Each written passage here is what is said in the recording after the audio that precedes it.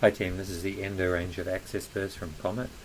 Just going to go through them quickly. There's 6 of them, and we'll talk a little bit about features and benefits of each. So the first one is a round diamond, and basically it's a tapered shank with a round diamond tip, and basically that's for unroofing this part of the preparation here. So you need the diamond obviously to cut through the enamel layer here, just here, and then the diamond penetrates down through the pulp chamber down here, and the dentist knows they're into the pulp chamber. Literally they feel the burr dropping in. The second burr is called the Endo guard, number 2. Endo guard is a carbide, excuse me, Endo guard, G-U-A-R-D. It's got a safe tip. That's the feature here. So this tip here is safe. It's non-cutting here. There's a non-cutting tip, and then you've got carbide shank. The carbide shank makes a very smooth wall on entering the canal. So this is what you want. Why do you want smooth? Because if that was a diamond down each side of the wall, you find it's a very, very rough surface. So whatever files you subsequently take down into the canal, they keep hitting the bumps in the side of the canal, and it makes it difficult to get down to where you want. Next is the endo opener. Endo openers basically do what gate splitters do. So endo opener. There's basically 2 types. In your endo kit there's I think only one, which is a size 30 if I'm not wrong. So but you put both of them down here. There's an 8% taper, and that is a 25 size, or size 25, and then there's a 10% taper, and that's a size 30 size. These basically are for removing a cervical triangle. What is a cervical triangle? It's these little areas here inside the pulp chamber, and although it's not exactly a triangle, you get what I mean. So you're trying to remove these to give literally a straighter line access, triangle here, down into the canal. So these tapered tips here with a safe cutting tip, just be a little bit careful, because when we enter the canal, these files have to enter the same trajectory as what the canal is, because naturally if you were to take this burr here, and rather than go the same angle as the canal here, if you were to just take that away, if you were to come down directly above it like this, because of the stiffness of the burr here, you would literally come down into this area here called the furcation, and that's not what we want. So with the endo openers, explain to them, similar to gate splitters, you always come at the same angle as best you can as the canal opening, which is down here like that. So those are the endo openers, and then you have the endo traces. I'll just do those in different colours. The endo traces, they number 4, endo traces. Okay. They are a round head again, and basically a very fine shank, little round head, very, very small. They're made of carbide as well. 31 and 34 millimeters long. What are they used for? They are used in this area here, because quite often, once you've used the endo guard, the round head diamond, then the endo guard, and before the endo openers, you're trying to locate the canal. So you have a very long endo tracer, and they just gradually take some of the dentine off the pulp chamber floor. Remember, pulp chambers become very calcified in elderly people because the pulp chamber gets smaller with age. So this little head here, the round head, they can be used just to gradually and sequentially remove the secondary dentine in that bulk chamber floor area. Just take this off. 5 patency files. All the patency files are as a standard K file, here with a standard K file handle and then the K file. But this shank here is normal steel, but it's heat treated, so it becomes much stiffer. Remember, the K files are made of stainless steel. When you heat them, the shank of the file, this shank here, becomes far more stiff and rigid. Why do you want a stiff, rigid file? Because quite often in the area that becomes calcified, this first area of the canal, so here in white that I'm just shading, this can be quite calcified. So if you use a normal stainless steel file, what you find is that they become bent and buckled really quickly. So if you use one of these patency files, or what Komet calls patency files, you find that they are far more rigid and resilient to buckling, bending in that first part of the canal. Okay, just a little bit more about the patency files. So basically a standard K file with standard K file hand. The blade of the file is made of stainless steel, but it's stiffer than the normal K files. I guess the cross section is also square. And why do you need a stiff file?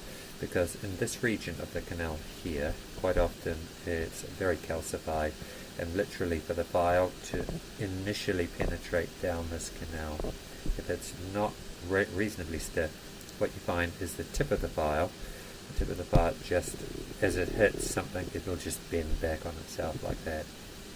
So the file should be quite stiff. Now, interestingly, they come in various sizes. They come in size 6, size 8, size 10, and a 12 and a 15. This is interesting here because it's an intermediate size between a 10 and a 15. Basically, to go from a 10 to a 15 is a really big jump in file sizes. So Komet put that 12 just to negotiate that sort of large jump in sizes. If you think about it, for you mathematicians, going from a size 10 to a size 15 is a 5 size difference, and that's actually 50% jump in size, which is quite large.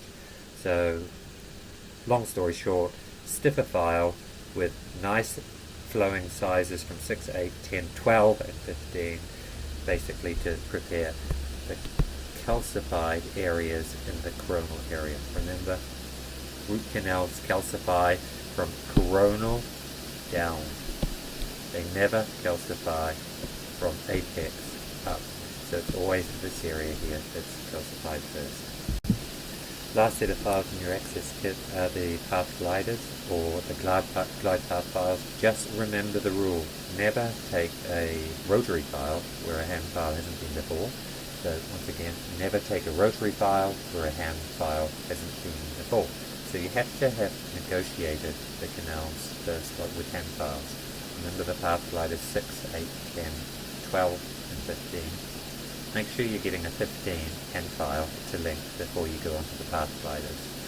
So basically in this area of the canal here, you would have taken the patency files, which are a little bit stiffer to remove the coronal obstructions in that area.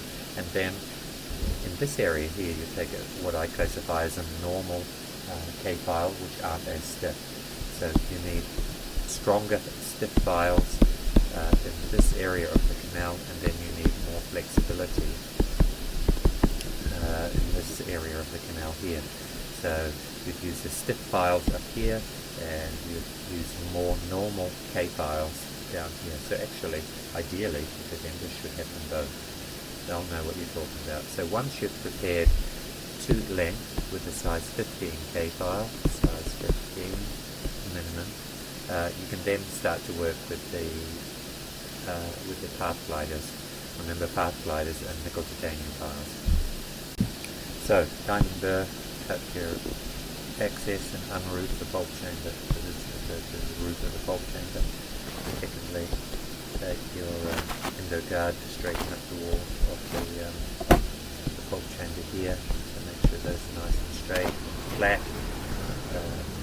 thirdly, take the endo openers. The endo openers to remove this cervical triangle. Remember, this is the same thing as case splinters, but there is the cervical triangle that all dentists are looking at. Basically, this is to ensure a straight line, because without those, obviously, you do not have a straight line axis here. And if you don't remove this cervical triangle here, then the access line will be way out here.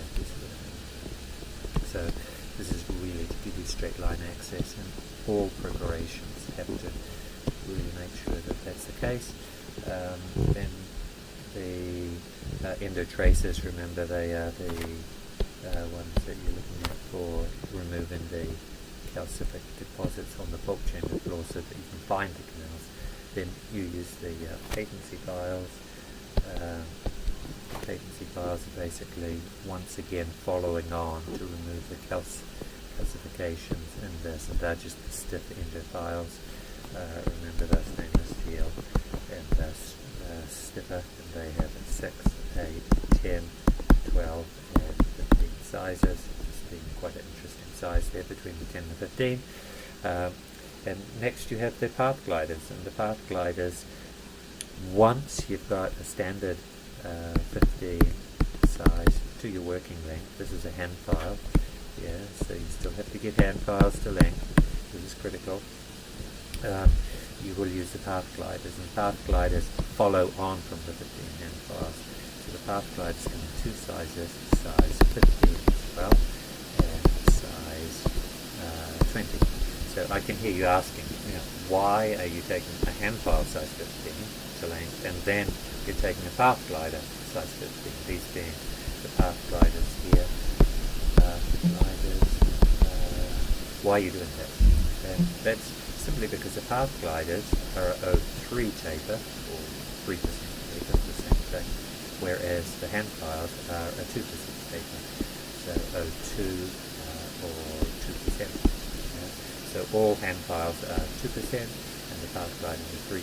So you're just adding a little dimension to that taper here with a 3 rather than 2, and you're going from a size 15 to a 20. Run these at 300 RPM. Actually, you can go a little higher because they're so narrow. So 3 to 500 RPM.